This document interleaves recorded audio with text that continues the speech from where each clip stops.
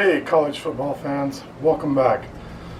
We're going into week 5 of the season.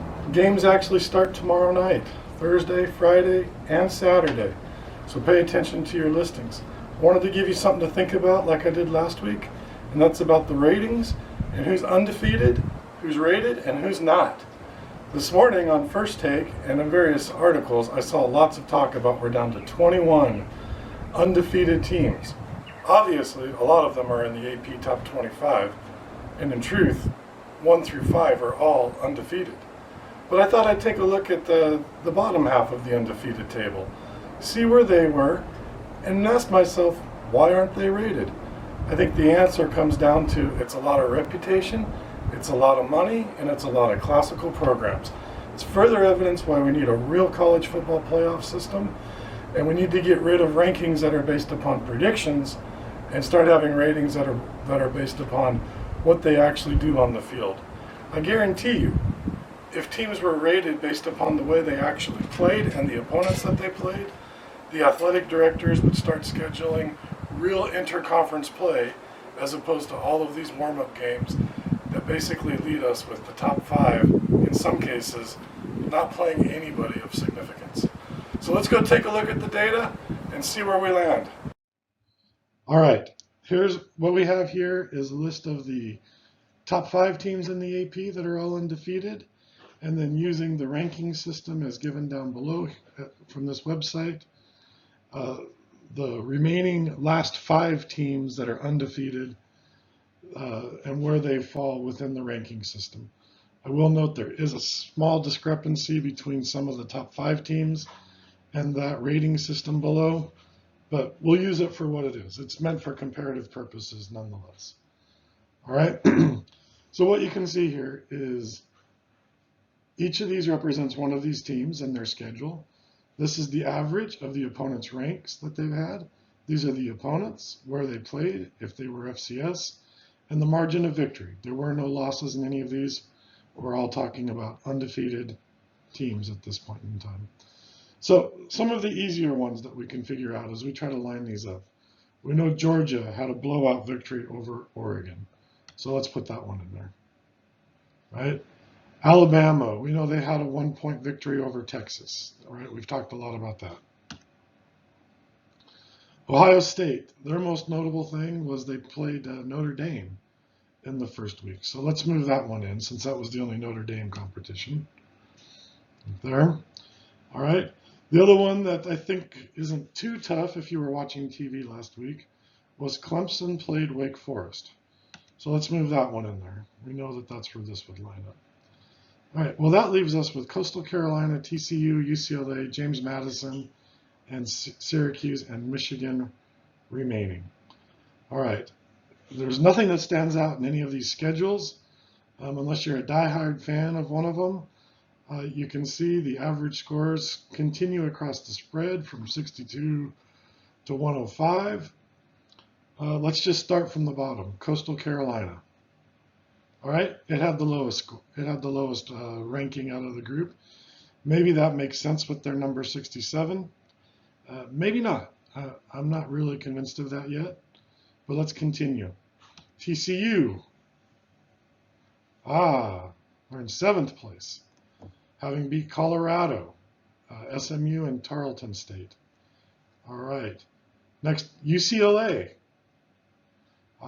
They were in 7th place. Average score of 96. All right. Who's going to be next out of this group? James Madison. Whoa. James Madison actually has the most difficult undefeated schedule so far.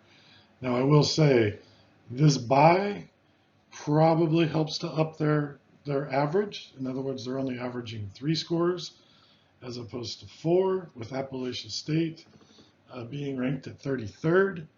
That's probably helping them quite a bit. But it is what it is. We can't penalize teams for having a bye. Everyone will get one. So that really leaves us with Michigan and Syracuse. Michigan is rated number 4. Will they take our 4 slot, or will they go over here to the 9 slot, and vice versa?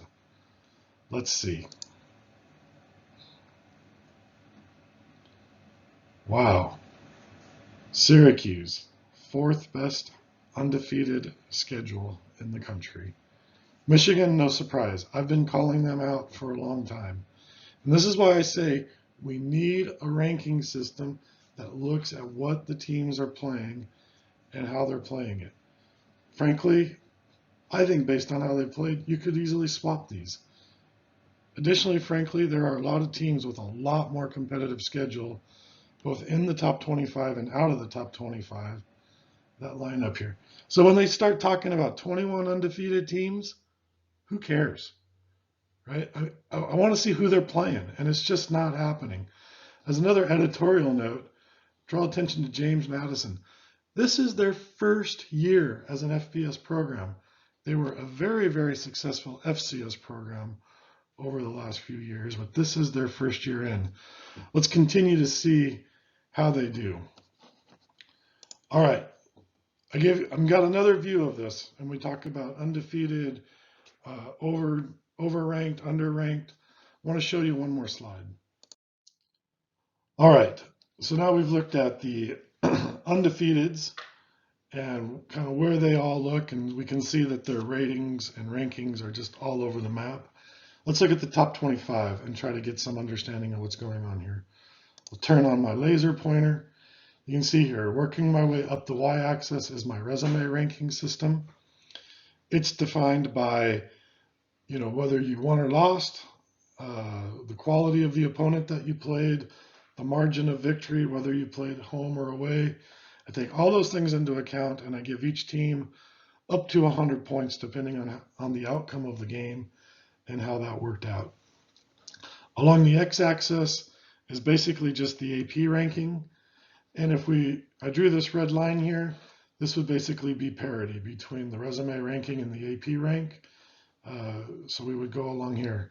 Basically what that means is anyone who's above the line, and kind of look at the distance above the line from that 45-degree mark, or you'd be coming straight downish, and it would be potentially overrated, and anyone under the line would be potentially underrated. All right, and this lines up with a lot of what I've been talking about for the last couple of days. So let's look at it here. Michigan continues to be overrated. I've been continuing to call them out. Michigan, that situation is not going to change. They're playing Iowa. Let's see if Michigan can squeak another win out. To me, I think Michigan is poised for a fall. It's probably going to happen on an away game to, some Big Ten opponent that, is a mid-ranked kind of thing. And when I say mid-ranked, probably 30 to 60 kind of category, not the bottom tier. All right. Ohio State, I think, is better than what this ranking says. They're kind of being penalized for Notre Dame not being completely falling out of favor in there. So I expect to see Ohio State to tighten up as we go through here. I think Clemson's an interesting game. Clemson is playing North Carolina State, which is here. My opinion is North Carolina State is overrated. I was not impressed with Clemson's win over Wake Forest. They were penalized in my rating system, but not nearly enough. But I can't change the rules halfway through the season. So we'll see. I expect, probably another close game. They are playing in Clemson, so I expect Clemson will probably come out of it with a win. And NC State, it could be a really, really bad day for them because I do think they're significantly overrated. Go from there. For my underrated teams, this pocket down here, Minnesota is playing Purdue. I don't see, that's not going to help them. Kansas, excuse me. Kansas is playing Iowa, probably not going to help them too much either. Kansas State is playing Texas Tech. That might help them. Texas Tech is on the verge of being ranked, but frankly, if Kansas State beats them, they'll probably stop receiving votes, and Kansas State will only move up one slot or so within the poll. So the real game to watch is going to be this Florida State playing Wake Forest. 1 point between them on the AP poll, but a lot of distance between them in my resume ranking system. That's the game to watch. I'm calling Florida State as a mild upset. I'll bet you the odds makers even have Florida State winning just because they're playing at home. It's unfortunate because I really thought Wake Forest deserved to win against Clemson, but that's the way the cookie crumbles, and I'd say that's the game to really watch. The other game I'd be interested in is this Alabama versus Arkansas. Uh, I kind of think both teams are right on the bubble, and I don't know.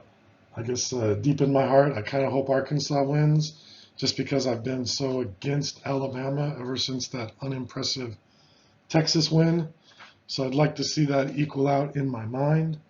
Definitely don't think Alabama is the number 2 team in the country. Definitely don't think that their record and the way they've played have reflected that. So we'll see where that takes us. But there you have it. Different way of looking at it. I show you my over and underrated teams, and I give you an analysis on all the undefeated teams, which seem to be the talk of sports talk right now. Have a great day.